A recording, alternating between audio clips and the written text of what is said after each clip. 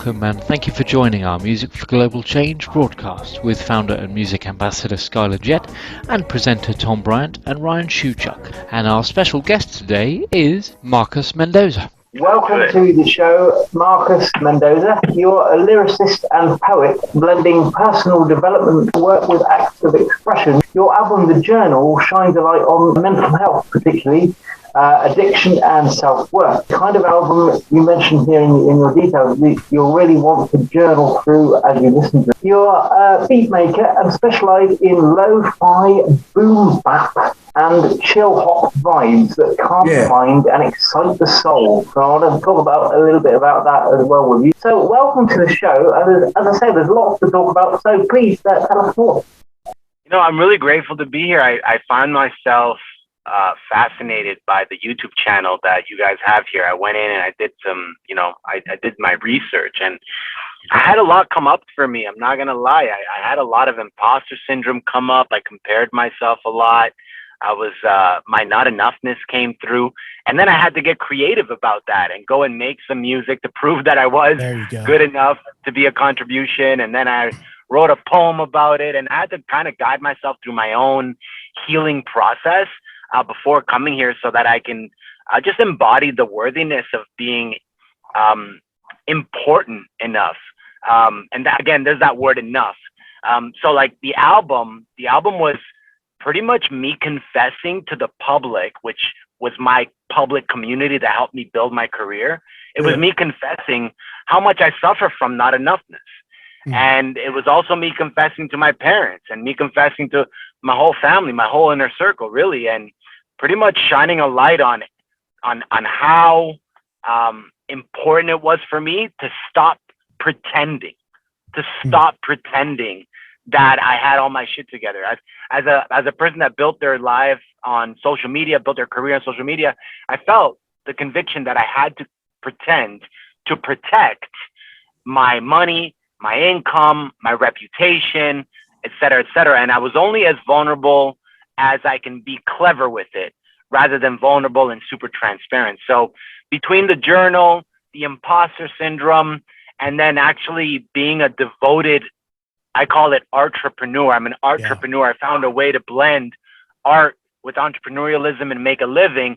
That was like my lifelong dream, was to finally blend and merge the two so that in that collision, I can coexist with both business and creativity and not feel embarrassed by either or. So I successfully achieved that. So, there's been a lot of growth, a lot of healing, a lot of self-awareness. And to be honest, it never ends. It just never ends. But thank goodness for music. Thank goodness for creativity. Thank goodness for being a wordsmith. I get to be this version, this identity, embody it and use it as a healing practice throughout my life, which a lot of people don't have that. So I'm happy to be a voice for the voiceless. It's very cool. Marcos, I actually wanted to touch on the entrepreneur. I saw that you were described as an entrepreneur. I'd never heard that before. And it was so cool. I'm sitting there going like, I want to be a entrepreneur. So like, obviously the art side and the business side, but I mean, what's the business side? Let's talk about that a little bit more.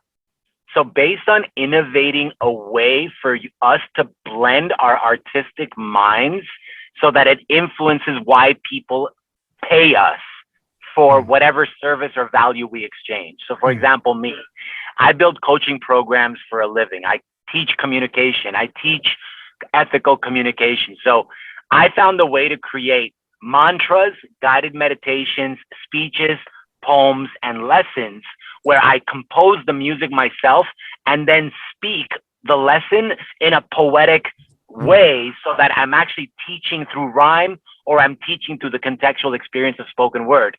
Now they're not being lectured, they're being guided through a lesson. And I found a way to make a really, really prosperous living from charging my worth while also influencing people through the work that keeps me living in the studio and getting paid for it. So it's the blend of your value that you exchange while the inclusion of your art. You're an entrepreneur, Dad. Well, I fake it pretty good. So I must say, my brother, the part that I love the most about what you're talking about, it always comes back to music. No matter what you say, it always comes back to music. And that's your love. Now we just got to figure out how to make a living off of it, right? Because if you can make out a living off of something that you love, you wouldn't have to do all this other stuff. Market yourself. You can have somebody else doing that for you, all that stuff like that. If you just keep to your creativity. Now, positive music is that's my movement about doing positive music. Now, a lot of people do social conscious music, and that could be about issues and all kind of stuff like that. Ours, we stick strictly to going to a higher vibration and a fun and educational and solution solving problems kind of music. You know what I'm saying? And it could be any kind of instrumentation whatsoever. I say to people to go to college for music and all that stuff like that. And there's a different sound though. You can go to college for music and learn everything, get all your accolades you want. It still doesn't sound like people that were born to do it. Can I respond to that? Please. Well, yes, of course. So, one, what came up for me was I cracked the code on entrepreneurialism because I struggled for 20 years trying to find a way to exist with art as my livelihood. Yeah. So you can imagine the fulfillment that I experienced from knowing that I was able to bind my passions and then be able to live on my terms. So that's number one. It was just without quote unquote selling my soul, without these labels, without the marketing machine, without all this stuff, I had to find a way to coexist and still be respected. And I found that the hip hop community, the market, was not resonating or participating in the type of love that was not just verbal, but that was also spiritually and financially fulfilling for me. So I had to find another demographic. You know what demographic I found? I found the personal development community. Yep. So I started to perform. I won speeches for my I'm Possible. I got all these things where I blended lyricism and poeticism over instrumentalism and started to speak a language that would get people to produce standing ovations and get people to ask for more.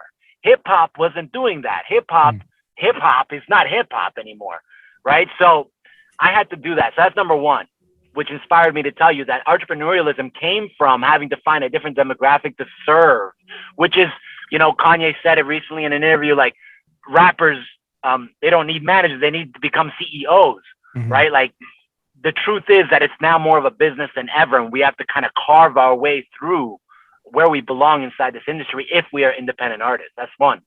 The second thing that came up for me was, so around the music for global change, I'm glad that you touched on positivity, because what convinced me that I was worthy of having this conversation, because again, you have accolades, Skyler, I don't. So the comparison starts kicking in and you're like, the validation becomes the life sucking energy of your creativity. And that's the world that we live in today. So here I am, privileged to have a friend that is someone that I can respect and celebrate. And then I made myself not good enough for that because of the validation, the lack of validation from the views. But yet I'm one of the illest. But the views don't say that. Yeah. So what I did was I had to channel that image behind your faces, music for global change. And I was literally like, my music, all I do is get celebrated for it. All I do, my creativity, my desire, my passion, my commitment. It's been 20 years. I'm 37 years old. I'm still going. And it's like, man, of course I belong. Of course I'm a contribution. I'm a powerhouse. I'm a superhero for this mission. And that was what made me believe, wow, of course Skyler would see that light in me. And I get to celebrate that equal exchange of love by participating in this conversation. So I wanted to bring that up because it came up as you mentioned, like what your mission is, because it helped.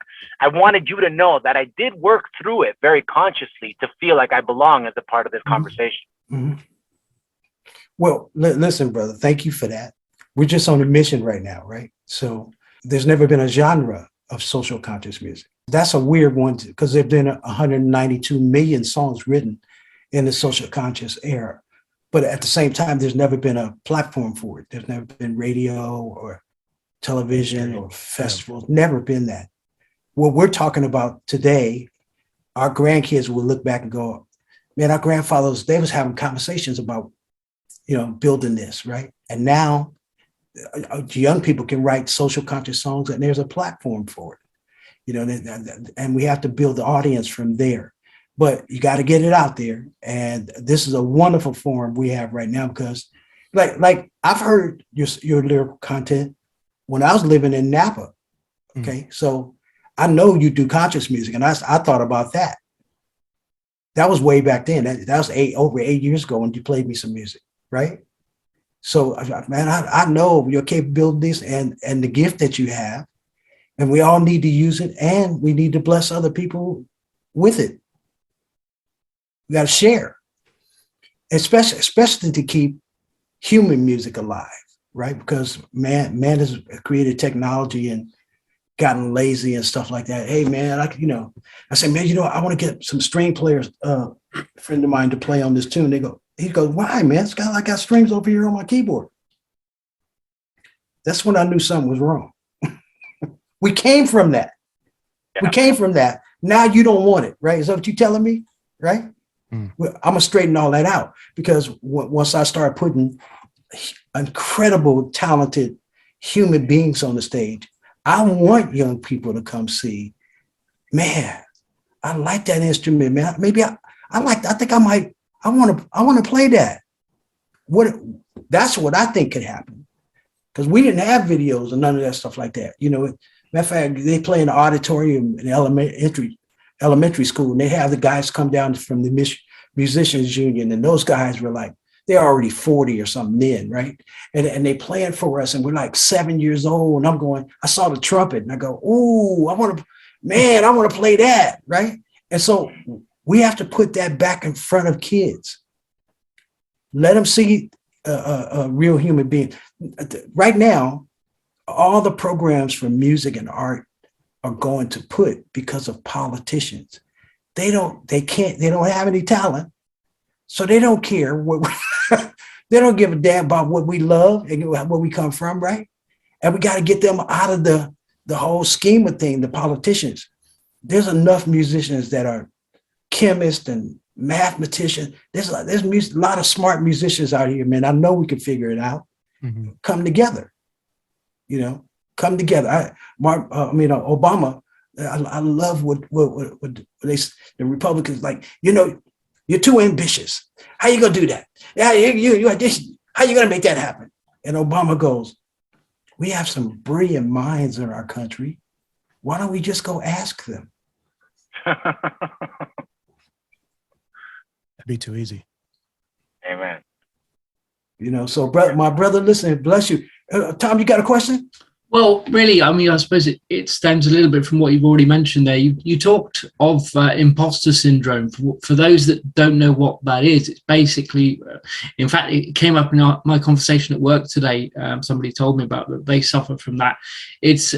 You have a lack of kind of self-belief and that what you're producing is good. Is that right? Is that something you'd had suffered? And in that respect, has the rapping and the rhyme helped you sort of bring yourself out of that and kind of come away from that? What's fascinating is that, thank goodness for rap culture comes with ego. There's a sense of healthy ego that if you're going to rap, you develop a healthy ego. There's also an unhealthy ego. So what I'm about to say comes from a very healthy ego, from self-love. And it is that when I talk about imposter syndrome with myself, it's never been about not being good enough artistically. It's just always been not good enough in comparison to something or someone that has achieved something that seems to be worth celebrating more. One thing that's interesting about imposter syndrome is that a true imposter, if they notice that they're being an imposter, then it cancels being an imposter out. You can't. Yeah. So it just cancels itself out. So if it actually becomes a form of poor me. It's a bit of a pity party. It's like, someone please tell me that I'm valued, that I'm important. And that is some healing that I had to do around that over and over and over again. Because again, like, you know, Skyler said, like, we need to share. Okay, well, I've been sharing for a long time, and I'm capped at doing this for myself. Right. Now I'm at a place where I really want the impact. So I'm prepared now, and I'm sensitive energetically, intuitively, empathetically, you know. So I struggle with being around a lot of energy of people and opinions and judgments and perceptions. However, if I'm receiving the exchange of acknowledgement and gratitude for the creation, then that fills me up. So as an artist, I've achieved a plateau where I'm tired of doing this just for me. I'm tired of doing this to heal myself. I'm tired. I now want to do this for others as a commitment. Okay. Ryan, you got a question?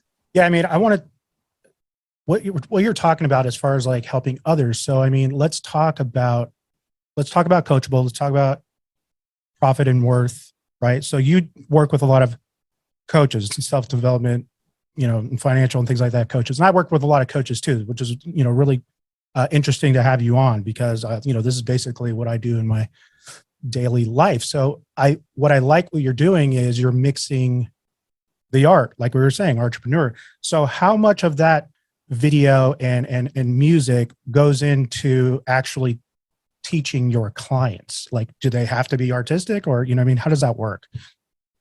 I first want to acknowledge you for even doing the research, to hear the three of you and to have you just say the words coachable and profit and worth. That strikes a chord in me. That's like, fuck yeah, that's beautiful. Thank you so much for even caring enough to notice what I've been up to, because these are my babies. You know, Coachable was developed. So what I own is an agency and a school. Okay. Coachable is an agency that builds coaching programs, right, for spiritually conscious coaches and entrepreneurs. And Profit and Worth is a training program. It's a school that helps you learn how to earn a profit by accessing the most authentic parts of yourself and using that as the engine for your impact. So it's less about, we call it conscious marketing, which is less about just like doing things the way it's taught in school, and more so doing things based off from a place of vulnerability, authenticity, and art. A lot of entrepreneurs are artists, but they don't give themselves permission to be that because they've associated stigmas to it. The way that I teach is I teach in rhyme, or I teach through poem, or I teach through spoken word. I teach speaking over cinematic film music that I either buy royalty free or produce. And in doing so, I'm essentially guiding people through an experience where they are so empowered by beliefs that the desire to do the exercises, activities, and integration work now permeates them at a cellular level. And now they feel called to participate in the work rather than feeling like they have homework. So it's been this beautiful experience of using expression, communication, and art for the purpose of healing, growth, and expansion. And ultimately, the breakthroughs are phenomenal. But what I love the most is, once again, you always pull it back to music. You always pull it back there. You know, that's a differentiator, really. I mean, from what I've seen. That's been going on for years, music and education. What do you think Sesame Street was? Yes. Oh my God. I just got an epic idea. You know, the kids would sing the alphabet, the numbers. It was all music. Yes. Yeah, it's true. I love that. That's so true. Oh wow. I'm bringing it back. Yeah. Wow. For adults, though. The last maybe, let's say 36 hours, I have been binge watching a producer's channel on YouTube called Rick Bento, I believe. Okay. Okay. This gentleman, he's got 4 million subscribers. You know, I watched him, he unpacks the music. He's more like classic rock, Queen, Sting. Like, he's very connected. Right. And he's interviewing these legends. He unbelievable. Anyways, I've been binge watching all of his videos, and I'm fascinated by what I'm learning about how he he's just so disappointed in music, and he tries his best not to be, but he gives it a chance, but he's so disappointed in it. And I feel like when we align with people like that want to bring back the origin of music, not just 4-chord songs for TikTok, but rather actual music, and blend this intention that the three of you are communicating to me about, it's like that's where the energy gets its momentum. It's from who's speaking about the mission, who's acknowledging and pursuing the mission, who's embodying the belief in the mission. That's how we're activating our superpowers. So with Profit and Worth and Coachable, that was my intention, was to, yes, and maybe I don't say it enough consciously, but it was to keep music at the forefront of what leaves people touched, moved, and inspired. Well, I'm going to ask you, when you're out and sociable and stuff like that, and you hear some little young person that's doing something consciously, on a conscious tip, you know what I mean? And a person, a musician that writes their own material. Those are the ones that I'm looking for festivals, right? I want to showcase amazing talent, but great songs. I have to start out that way, because I'll be competing with the mainstream record labels. See, the thing about it, there are no labels in what I'm doing. They're not even interested in what I'm trying to do. They're not interested. And I would say to them, if there's 192 million, if you had $10 times that, or how many records you have, we're going to build this thing, and they're going to watch it right in front of them. They're going to watch it grow. Then they want to be involved, right? And by then it's too late, because we're going to co-op and take it over ourselves. We're going to develop. I want people to develop young talent writing social conscious, positive music, man. So there's enough bad news. Let's give them some good news. And I'm going to share some numbers with you just to give you some perspective on Profit and Worth. So again, crack the code, entrepreneur. Now, my audience are people with a dream, a vision, or the desire to be self-employed so they could produce impact, become change makers. My demographic is not artists. They're not musicians. Profit and Worth was built as a subscription model. And I'm telling you this because, $10 times 192 million. And what's next? What pairs well with that? What pairs well with that is memberships and subscriptions, which is that's right. The new way of now. There's merchandise and subscription. So if you want to continue to listen to my music, you have to join this subscription, because we're literally feeding all these different machines. But what are they actually feeding us? Nothing, because we're giving them access to everything. So, for example, Profit and Worth, minimum entry on a month-to-month basis on a 12-month commitment is, $1,297, $1,297 for the training, for the access to all the poems, all the affirmations, the guided meditations, the lessons, for everything. $1,297 times 75, I'm set up. It starts at $1,297, it goes all the way up to $5K, and then the masterminds are $10K. And people are investing this money so that they can have access to community. So when we look at your model, who is your community? Well, your community is connected. So they may not be able to afford these 5-figure monthly investments, but they do now have the conditioning and the awareness that the only way to get access to real content, like real fulfillment, real access, is to join a family of people that are like-minded, that's right, that are ready to participate in the giving and the exchange. That's right. So that's what I think is going to happen moving forward. That's my dream, is to take this all over the world, doing social conscious music, concerts where people are having so much, you don't really need security, because people coming to hold on to each other, coming to feed each other and dance and take in some really powerful lyrical content that's about spreading love, right? It's going to catch fire, because they're already, like I said, there's already people doing it, but there's just no place for it to land and be promoted. That's what this mission is about. I watched a concert a few days ago with Michael Franti. Michael Franti is $40,000 a pop, a 2-hour show. So, $40,000. You do that 2 or 3 times a week, and you can eat for the rest of the month. Well, let's just say, I look at these guys, the Naco Bears, the Michael Franti, And I'm like, yo, I belong in that circle. Marcos, that's what I'm saying. He already has an audience out here. His music is kind of happy music, right? It's happy, right? And they know all his lyrics and he got a following and a base and stuff. That's all you have to have. When I wrote some songs on Al Jarreau record, and I remember Al Jarreau saying, Skyler, no matter how many songs you have, you still got to get the first one out first.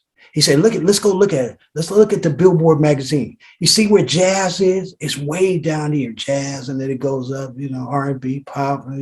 See how it goes up? They're making way more money than I'm making doing jazz. He said, but I've been able to buy a couple of houses and put my kids through college, and people still want to see me sing those songs. He said, you can get one hit out. You can go all over the world and go sing that hit somewhere, but you got to get that first one out first. Right. And you fall in love with all the songs that you're writing because you're in the mood. And you know what I mean? This is what I'm feeling. Probably got bags and boxes full of them. But if somebody came to you and said, okay, man, what's the first one we go put out? And you got to go think about it. I love all them songs. I don't know where are we talking about? And like I said, man, please come play at one of our concerts, man. Oh man, I would love to. I'll bring my MPC. I'll do a whole thing for you guys. It'll be fantastic. Yeah. I have a question. I have two questions. One for Ryan, one for Skyler. So Ryan, I do want to touch on your contribution through coaching and how, if there was anything in your space around how I can contribute to whatever ideas you're currently already feeding with regards to this mission and your coaching, if there is a correlation.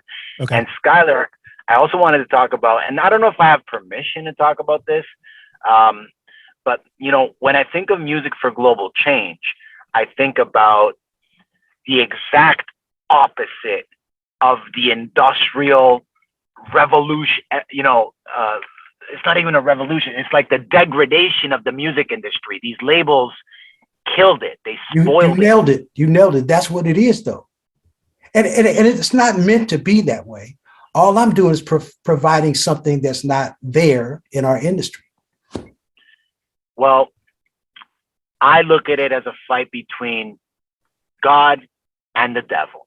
Yeah. And I have self-sabotaged myself for 20 years because I've been terrified of selling that part of my soul that is 100% access to my creativity, 100% access to my genius, 100% access to my free will to produce music. And because of that, and because I've done my research enough to witness what the mechanics are behind the scenes of that industry, I'm now feeling like I have to fight the devil and that in that side of the industry. And I'm picking up that you are not even entertaining I don't think about the industry. We're creating our own, man. It's never been done before. That's why they can't touch it. They're not gonna be able to touch us. Because, and I'm talking about all the people that didn't want anything to do with it. Like, hey man, that's too positive. Ain't nobody listening to none of that. I got all of that for a long time. And now I got a TV show. Okay. So somebody's listening. Somebody's interested in what I'm saying. And I got fans all over the world. And we, might not be making a lot of money now, but the thing about it is people are joining the movement. And the cool part is going to be I'm asking people for their endorsement. I like to ask you for yours. The thing is, the model has changed, and maybe Ryan can contribute to this, is that if you have the TV show and you have the accolades and you have the reputation, which your reputation determines your worth on a public scale, especially based off of first impressions. And if Ryan is connected in the coaching space, the money can come from a different vehicle. It doesn't have to come from the ticket sales and the album. Definitely. No, I'm feeling that. I feel that. This conversation right here, inside of a container of people that are interested in the mission, is worth a lot. So having access to these minds is super important. And one last thing I'll say about that is, I would love it if at some point in this mission, you guys created some form of healing program for artists that have been terrified, the way I have been terrified of getting that knock on the door, saying, we love your stuff, sign on the dotted line. Like, for example, the American Idol contract, which is we take 50% of your earnings after you leave the show for 3 years. Wait. And they don't sing. That's why Prince went there. You can't sing. You're telling me what you're taking away from my creativity? How can you do that? Mm-hmm. That's what the controversy was about, right? Wherever I go, I take my sound. You don't have that sound unless I make some. Marcos, one last thing, because you did mention TikTok, and again, I'm in that social media world, in marketing world, and I'm curious that you're an artist, but you're also an entrepreneur, a business person, and so my question is, how much are you embracing short form video? I mean, there's TikTok, Instagram Reel, YouTube Shorts. It seems like your music and your voice is primed to embrace it and to take advantage of it. So how much are you diving in? And from the music side, how important do you feel it is to get your music on those platforms as well for other people to share? So my music is on all those platforms, but it doesn't have any supported vehicle to really get it out there.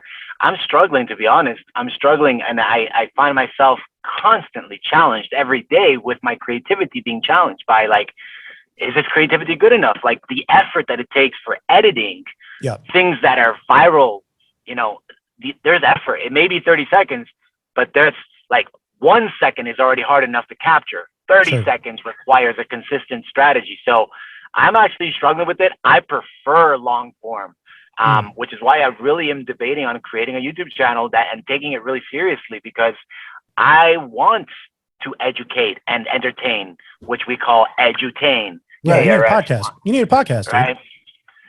Or a podcast, and do it at some.